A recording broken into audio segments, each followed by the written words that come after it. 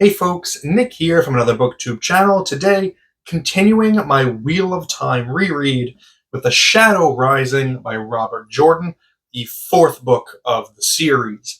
While I will be avoiding major story spoilers for this book, I will maybe be referencing the previous books in the series as though you are familiar with them, so please be mindful of that before you proceed with this video. Rand al'Thor now rules in Tyr as the Dragon Reborn because he has successfully invaded the Stone of Tyr and pulled forth the legendary sword that is not a sword from the stone. But just because he appears to be a figure of prophecy does not mean that everybody in the world is going to completely fall in line immediately. Rand faces pushback from the major lords of Tyr after every decision that he makes, such as lowering taxes for the starving peasants that are being exploited by those same lords. Not only that, but the Aiel warriors that helped take the stone are eager to get back to the threefold land that is their home, as they have prophecies of their own that need fulfilling, prophecies that Rand must satisfy before they pledge him their undying support. Nynaeve, Egwene, and Elaine are still on the hunt for Sisters of the Black Aja, and their investigation points them in the direction of Tanchico. Tanchico is a city in extreme political turmoil, and rumor has it that the Black Aja has set up there in hopes of finding an item of tremendous power that could challenge the Dragon Reborn. Meanwhile, Perrin heads home to Emond's Field when he hears that White Cloaks have invaded the Two Rivers, specifically looking for him to hold him accountable for perceived Dark Friend activity back in Book 2. When I first read The Shadow Rising, I remember enjoying it, but not quite comprehending just how important it was to the Wheel of Time as a whole. I didn't know what to pay attention to and why certain things were particularly significant. But this time, since I have all that context and I knew what to look for, I was absolutely blown away by this book. I loved it, and I think of the ones that I've reread so far, this one will likely have the biggest jump in my ranking by the end. There are two different arcs in this book that I love with every ounce of my being, and those are the subplots regarding Perrin and the Aiel. I'll talk about Perrin first. Perrin has, up to this point, been doing a great deal of internal struggling, coming to terms with the animal inside of him that he is afraid will take him over completely and leave nothing left that is human. But in The Shadow Rising, Perrin has the most human story of any character, because while everyone else is off chasing prophecies and trying to save the world, Perrin laser focuses on going home and just saving the people that he loves most in this world. And in the process of doing so, he doesn't just show himself capable of being a man, but of being a great man, like a leader of men that children look up to and will tell stories about to their own children someday. And not only does Perrin transform himself in this book, but in the process of protecting the Two Rivers from outside threats, he also facilitates the Two Rivers folk into having their own arc as well. We've gotten hints throughout the previous books about the history of when the Two Rivers used to be Manetheren, or part of Manetheren, which was considered to be this stalwart nation on which enemies would shatter if they tried to attack. And we get to kind of see the rebirth of Manetheren thanks to the efforts of Perrin. It's a really inspiring, rousing storyline, and it's probably one of my favorites in the whole series. I also do find myself liking the pairing of Perrin and Faile a lot more this time around. Though if I remember correctly, Faile didn't really start to get on my nerves until a few more books from now, so we'll see how that goes. But for now, I really like the dynamic they have together, even if it's a little bit combative. And while we're on that topic of romances, I think all of Jordan's romances have a kind of old Hollywood kind of feel to them, in which the man and the woman are almost always verbally sparring with each other, and then there's that point of realization where they realize that they're actually in love, and that type of dynamic isn't for everybody for romance. It can be considered toxic when you view it through a realistic lens, like a real world relationship built on that type of dynamic might not work the best. But I openly admit that for fiction, it's a romantic dynamic that really entertains me a lot. In general, Jordan's romances can feel weak because of his frequent use of insta love, but there are some things that he gets right, like the actual moments of sentimentality.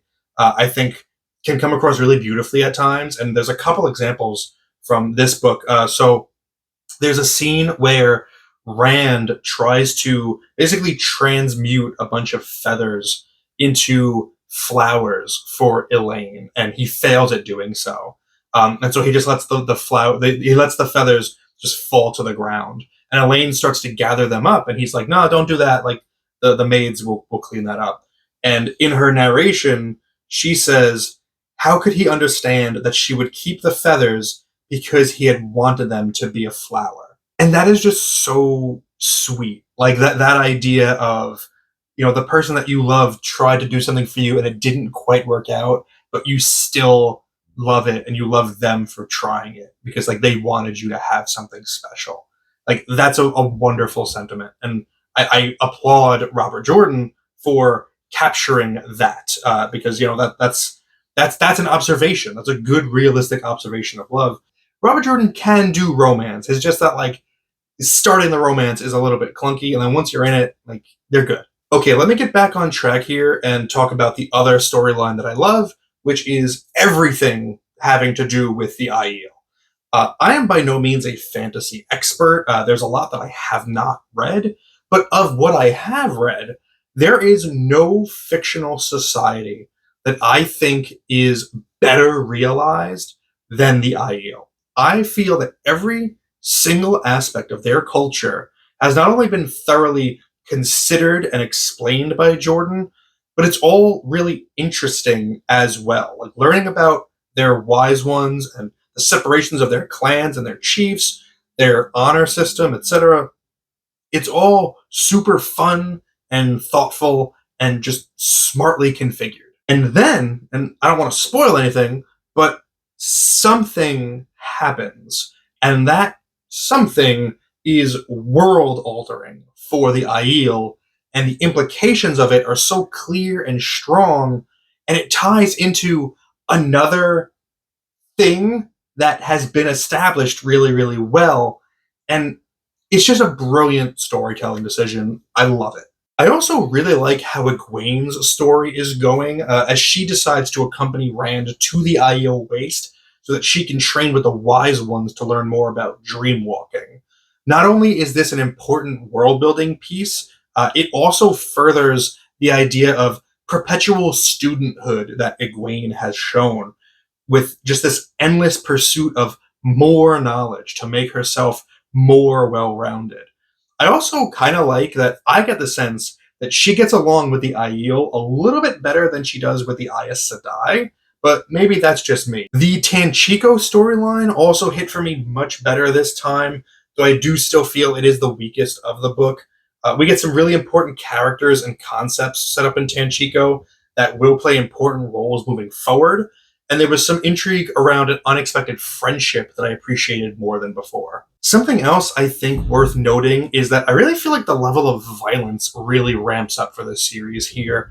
I think there's a misconception that the Wheel of Time isn't as bloody as something as like A Song of Ice and Fire. And maybe it isn't quite on that level, but this series is really violent, and it can be sometimes quite horrific. I honestly think it's because there's no cursing in the book, at least not in English. Like there's characters that say like blood and bloody ashes, and that's considered this great curse. But I don't know. I feel like there's this idea that the lack of F words in Wheel of Time makes people think it's like a YA series or something. Just like stupid. And before I wrap up, I would like to take a moment to emphasize that for as much flack as Robert Jordan gets for using the maximum amount of words possible, the man was smart enough to put multiple fast travel options in his world. Like He knew early on that he's got a massive continent that needs to be covered, and he can't have characters spending months getting from one place to the other, and he also can't waste the reader's time with that either. So, up to this point, he's already established two fast travel options for this world with the ways and portal stones, and by the end of this book, we get a glimpse at two more options. I can't overstate enough how important that is for this story. The Shadow Rising is a monumental achievement and feels like Robert Jordan taking the kid gloves off and really finally immersing us in this world. There is the occasional section that lags a little bit, and there is still that issue of repetitive writing, but they're quickly forgotten amongst the brilliance that's on display. My arbitrary and subjective grade for The Shadow Rising by Robert Jordan is 9.5 out of 10, almost perfect. Do with that what you will. Let me know where The Shadow Rising falls in your personal Wheel of Time ranking in the comments below. Thank you very much for spending some time with me today, but now it's time to get back to reading.